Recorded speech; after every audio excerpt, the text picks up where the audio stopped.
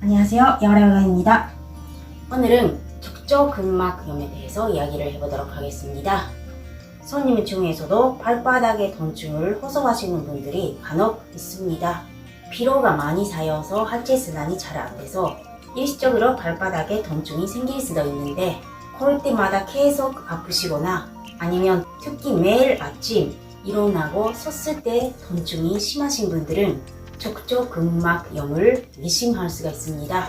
척저근막이라는 것이 발뒤꿈치에서 5개 손가락까지 이어가는 얇은 섬유 밴드인데, 서 있을 때 아니면 걸 때 이런 발바닥의 근막, 근육에 스트레스가 필요 이상 가해서 염증이 생기는 반응을 척저근막염이라고 합니다.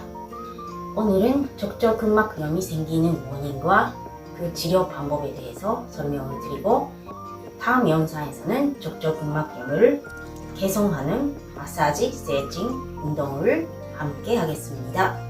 척저근막염의 치료에 대해서 흔히 하는 실수가 통증이 생기는 발만 치료하는 것입니다.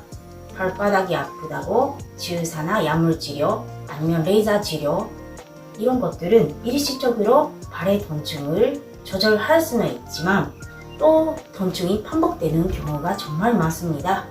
그 이유가 척저근막염이라는 증상이 한 번 걸리면 낫기가 어려운 증상이다고 병원이나 다른 사람들한테 들어서 그렇게 인식하시는 분들도 많은데, 그게 아니고 근본적인 치료가 되지 않기 때문에 반복이 된다는 것입니다.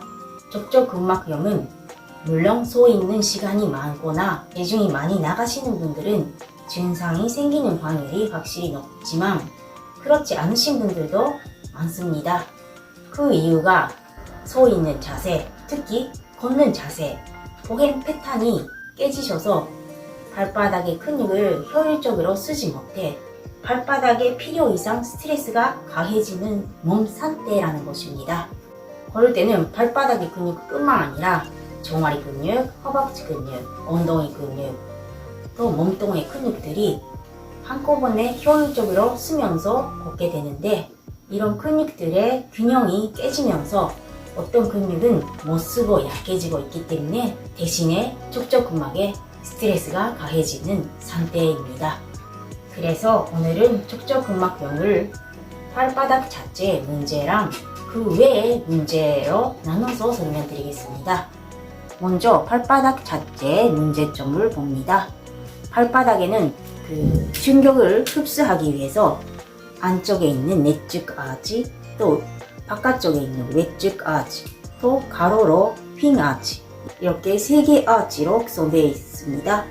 이런 발바닥의 아치 작용 때문에 걸을 때 충격을 흡수할 수가 있는데, 이런 아치가 무너지고 있는 발을 편발이라고 하고, 또 내측 아치가 너무 높은 발을 까치발이라고도 합니다.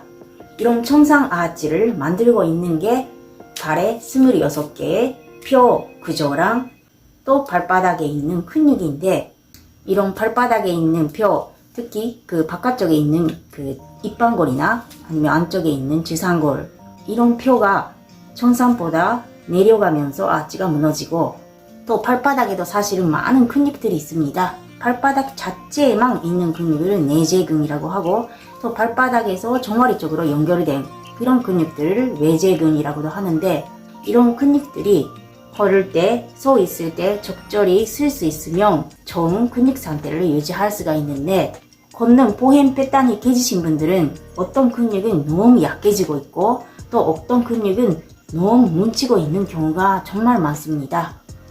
걸을 때 발뒤꿈치로 짚고 체중이 앞으로 이동하면서 다리뼈가 앞으로 기울여지고, 마지막에 발끝, 엄지, 검지 사이로 체중이 이동하게 되면 발바닥 근육, 또 종아리 근육을 효율적으로 골고루 사용하면서 앞으로 추진할 수가 있는데, 발자걸음으로 터벅터벅 걷거나 아니면 팔목이 들어주신 분들은 이런 발바닥 근육, 종아리 근육을 효율적으로 쓰면서 앞으로 추진할 수 없게 됩니다. 예를 들면 팔로서도 가위바위보 할 수 있어야 되는데, 예를 들면 가위, 반대로 엄지 밑으로, 바위, 모, 이렇게 발바닥에 있는 근육들을 쓰면서 가위바위보 할 수 있는 게 정상인데, 고르실 때 발바닥 근육을 못 쓰고 고르신 분들은, 예를 들면 엄지발가락 쪽에 붙는 근육은 모지 외전근이라고 엄지 발가락으로 이렇게 벌려주는 근육인데, 이런 근육이 약해지고 있으면 이런 모 모양을 만들 수가 없을 겁니다. 또 종아리 근육은 종아리에 자꾸 치가 나거나 자주 뭉치거나 붓거나 그러신 분들은 종아리 안쪽에 있는 근육이 많이 뭉치고 있는 경우가 많습니다. 이런 경우에는 그 종아리 안쪽에서 발바닥까지 연결되어 있는 근육들이 발바닥의 아치를 만드는 데 큰 역할을 하고 있는데, 이런 근육이 너무 뭉치고 있기 때문에 아치가 깨지고 족저근막에 무리가 가고, 또 걸으면 걸을수록 발바닥이 아프고 종아리 뭉치고 그런 증상이 생길 수가 있습니다. 이런 것들을 판치하고 발에 스트레스가 계속 누적이 되면 발에 구조적인 변화까지 생길 수가 있습니다. 예를 들면 대표적인 구조적인 변화가 무지외반증이죠. 무지외반증의 증상이 있으신 분들은 발바닥 쪽에 인대나 근육 조절의 기능이 상당히 떨어지고 있다고 보시면 됩니다. 이런 발바닥 쪽의 문제를 개선하기 위해서 인솔을 사용하시는 분들도 있을 겁니다. 이런 인솔로 발 뒤꿈치 쪽이나 아니면 족근, 또 발바닥 안쪽에 스트레스가 받지 않도록 도움을 줄 수는 있는데, 인솔을 했다고 발바닥의 근육이나 골격, 또 종아리 쪽의 근육의 상태가 좋아지냐고 하면 좋아지지는 않습니다. 왜냐하면 보행 패턴이 개져서 발바닥 상태가 안 좋아지고 있는데 보행 패턴까지 적응하지 않기 때문입니다. 물론 선천적으로 변발이든지 아니면 구조적 변화가 많이 진행되고 있는 상태에서는 인솔을 사용하는 게 좋은 경우도 많지만, 무조건 인솔을 써야 된다는 것은 아니라고 생각합니다. 그러면 포행 패턴을 어떻게 바꾸냐는 이야기가 되는데, 포행이라는 게 의식적으로 하는 것이 아니라 자기 몸 상태에서 편하게 자연스럽게 나오는 행동이기 때문에 억지로 바르게 걸려고 노력하면 너무나 불편하실 겁니다. 한 번 정도 경험을 해보신 분들도 많으실 겁니다. 예를 들면 팔자 고름이신 분들은 억지로 11자로 걸면 너무 불편하고, 다른 부분, 예를 들면 무릎이 아프거나 고관절이 아파지는 경우도 많습니다. 왜냐하면 근육 상태가 발자로 걸어야 편한데 억지로 포행 패턴을 바꾼다고 근육 상태가 바뀌는 것이 아니기 때문입니다.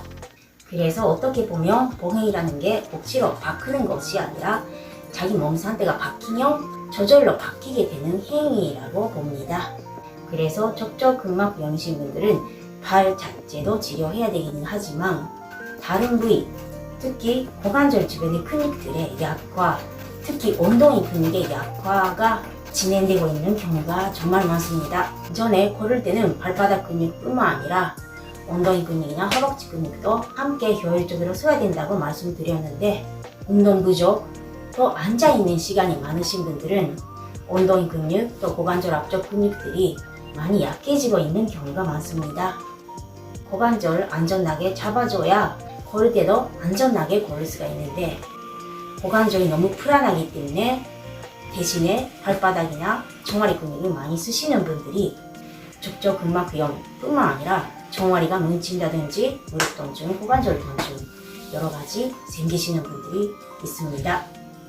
그래서 족저근막병을 근본적으로 해결을 하기 위해서는 발바닥 자체의 치료, 예를 들면 발바닥 근육을 마사지하고 스트레칭을 하고 또 발바닥의 아치를 만들고, 이런 방법으로 개선하기는 하지만 근본적으로는 약해지고 있는 고관절 주변의 근육들을 강화시키고 보행 패턴까지 저절로 바뀌게 돼야 다시 재발을 하는 가능성이 많이 줄입니다. 그래서 다음 영상에서는 발바닥 자체에도 접근하고 또 근본적인 원인이 되고 있는 고관절 주변의 근육의 강화까지 접근하는 운동을 함께 하도록 하겠습니다.